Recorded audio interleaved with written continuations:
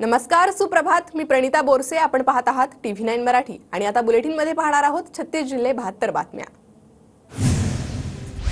उरणमधील यशस्वी शिंदेच्या हत्येच्या निषेधार्थ चिपळूणमध्ये मोर्चाला विरोध केल्यानं मोर्चा दरम्यान वाद. आज चिपळूण बंदची हाक, पोलिसांचा मोठा बंदोबस्त तैनात. पूजा खेडकरचा अटकपूर्व जामीन अर्ज फेटाळल्यानंतर अटकेची टांगती तलवार. दिल्ली क्राईम ब्रांच पूजा खेडकरला अटक करण्याची शक्यता. मनोज जरांगे आज पुण्याच्या कोर्टात हजर राहणार. जरांगेवर नाट्यनिर्मात्याची फसवणूक केल्याचा आरोप. कोर्टात हजर न राहिल्यामुळे जरांगेंच्या विरोधात अटक वॉरंट. सोलापूरमध्ये मनोज जरांगेंच्या शांतता रॅलीसाठी जय्यत तयारीला सुरुवात. 7 ऑगस्ट रोजी सोलापुरात शांतता रॅलीला लाखो मराठा बांधव एकवटणार. सोलापूरच्या माढ्यातील भोसरे गावात जरांगे पाटलांचा वाढदिवस अनोख्या पद्धतीने साजरा. गावातील सर्व समाजाच्या लोकांनी एकत्र येत केक कापून मिठाईचं वाटप केलं. मराठमोळ्या स्वप्नील कुसाळेची पॅरिस ऑलिम्पिकमध्ये कांस्य पदकाला गवसणी. मुख्यमंत्री शिंदेकडून कुसाळेचं अभिनंदन. राज्य सरकारकडून 1 कोटींचं बक्षीस जाहीर. कोल्हापूरच्या स्वप्नील कुसाळेला पॅरिस ऑलिम्पिकमध्ये कांस्य पदक. खासदार शाहू महाराजांकडून स्वप्नीलचं अभिनंदन, तर आमदार ऋतुराज पाटलांकडून 5 लाखांचं बक्षीस. स्वप्नील कुसाळेच्या कुटुंबियांशी उपमुख्यमंत्री देवेंद्र फडणवीसांनी संवाद साधला. फडणवीसांकडून कुसाळे कुटुंबियांचं अभिनंदन. ऑलिम्पिकमध्ये कांस्य पदक विजेत्या स्वप्नील कुसाळेचा मध्य रेल्वेकडून गौरव. स्वप्नील कुसाळेला विशेष मध्य रेल्वे अधिकारी म्हणून बढती. सोलापूरच्या माढ्यातील वडशिंगेची वृषाली ठोंबरे पोलीस उपनिरीक्षक परीक्षेत राज्यात 2री. वृषालीच्या यशाचं नागरिकांकडून कौतुक. सांगलीत कर्नाटक सरकारच्या अधिकाऱ्यांकडून कृष्णा नदीच्या पाणी पातळीची पाहणी. कोयनेतून येणाऱ्या पाण्याचा विसर्ग लक्षात घेता अलमट्टी धरणातून विसर्ग वाढण्याची शक्यता. सांगली जिल्ह्यातील कृष्णा नदी पुन्हा इशारा पातळीवर. संततधार पाऊस आणि कोयनेसह अन्य धरणातील विसर्गामुळे पाणी पातळीत वाढ. नाशिकमधील गंगापूर धरणाचा पाणीसाठा 62.63%.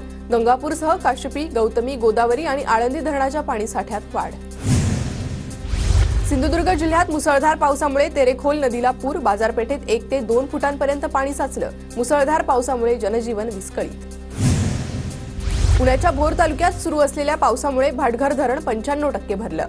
धरणातून 1750 क्युसेक पाण्याचा नीरा नदी पात्रात विसर्ग. नदीकाठच्या गावांना सतर्कतेचा इशारा. वाशिम जिल्ह्यात अनेक ठिकाणी जोरदार पावसाचं आगमन. सतत सुरू असलेल्या पावसामुळे पिकांमध्ये पाणी साचल्यानं पिकांचं नुकसान. शेतकरी चिंतेत. 3 दिवसांच्या विश्रांतीनंतर परभणी जिल्ह्यात अनेक ठिकाणी पावसानं विश्रांती घेतल्यानं शेती मशागतीची कामं पूर्ण. नंदुरबार जिल्ह्यातील धडगाव शहरात पावसाची हजेरी. 8 दिवसांच्या प्रतीक्षेनंतर पावसाला सुरुवात झाल्यानं शेती पिकांना फायदा. वर्धा जिल्ह्यात अतिवृष्टीमुळे 11,000 हेक्टरवरील पिकांचं 33% जास्त नुकसान. जिल्हाधिकारी राहुल कर्डिल यांची प्राथमिक माहिती. बीडच्या परळी तालुक्यात जोरदार पावसामुळे पिकांना फटका. गेल्या 3 ते 4 दिवसांपासून संततधार पावसामुळे शेतातील पिकं पाण्याखाली. भंडारा जिल्ह्यात 19 जुलै ते 29 जुलै दरम्यान अतिवृष्टीमुळे 2,937 घरांची पडझड. 23,260 हेक्टरवरील पिकांना फटका. प्रशासनाचा अंदाज अहवाल समोर. नाशिकच्या मालेगावमध्ये आवक घटल्यानं डाळिंबाच्या दरात वाढ. प्रति किलोला मिळतोय 120 ते 130 रुपये भाव. वाढत्या उत्पादन खर्चामुळे शेतकरी मात्र हवालदिल. राज्यातील 34 तालुक्यात होणार डिजिटल क्रॉप सर्व्हे. ई पीक पाहणी अधिक अचूक व्हावी यासाठी केंद्र सरकारचा प्रकल्प. इतर तालुक्यात होणार ई पीक पाहणी. जळगावच्या मंत्री गुलाबराव पाटलांच्या उपस्थितीत शिंदे गटाच्या कार्यकर्त्यांची बैठक. विधानसभेच्या पार्श्वभूमीवर भाऊसाहेब चौधरींनी घेतला मतदारसंघाचा आढावा. नंदुरबारमध्ये राव मोरे यांच्यानंतर जिल्ह्यातील राष्ट्रवादीच्या 40 पदाधिकाऱ्यांचे राजीनामे. पदाधिकाऱ्यांच्या सामूहिक राजीनाम्यामुळे अजित पवार गटाला मोठा धक्का. राज्य सरकारकडून महिलांसाठी अत्यंत महत्त्वाची योजना. जास्तीत जास्त महिलांना योजनेचा लाभ घ्यावा. हिनागावितांचं आवाहन. नंदुरबार शहरात पाणी टंचाईची समस्या दूर करण्यासाठी तापी नदीवरून पाणी आणणार. आमचा योजनेसाठी प्रयत्न. मात्र चंद्रकांत रघुवंशीचा विरोध होत असल्याचा हिनागावितांचा आरोप. नंदुरबारमध्ये तहसीलदार नितीन गर्गेंच्या विरोधात ठाकरे गट आक्रमक. तहसीलदाराची तत्काळ बदलीच्या मागणीसाठी ठाकरे गटाचं आमरण उपोषण सुरू. जळगावात काँग्रेसकडून अनुराग ठाकूर आणि कंगना राणावत यांच्या निषेधार्थ आंदोलन. राहुल गांधींसोबत बेताल वक्तव्य केल्यानं काँग्रेसकडून निषेध व्यक्त. ठाणे जिल्ह्यातील बदलापूर पालिकेच्या नव्या इमारतीचं काम अर्धवट. 15 ऑगस्टला मुख्यमंत्र्यांच्या हस्ते उद्घाटनाचा घाट. शरद पवार गटाचा आंदोलनाचा इशारा. लाडक्या बहिणीला 1500 रुपये नको, सुरक्षा द्या. शरद पवार गटाचे अंबरनाथ शहराध्यक्ष सदाशिव पाटलांची सरकारवर टीका. महिला अत्याचाराविरोधात पवार गटाची निदर्शनं. नांदेडमध्ये जिल्हा परिषद कर्मचारी युनियनच्या वतीनं काळ्या फिती लावून आंदोलन. जुनी पेन्शन योजना लागू करण्याची जिल्हा परिषद कर्मचाऱ्यांची मागणी. नागपूरमध्ये ओबीसी विद्यार्थ्यांना स्वतंत्र वसतिगृह नसल्यानं ओबीसी युवा अधिकाऱ्याचे हॉस्टेल समोर बसत आंदोलन.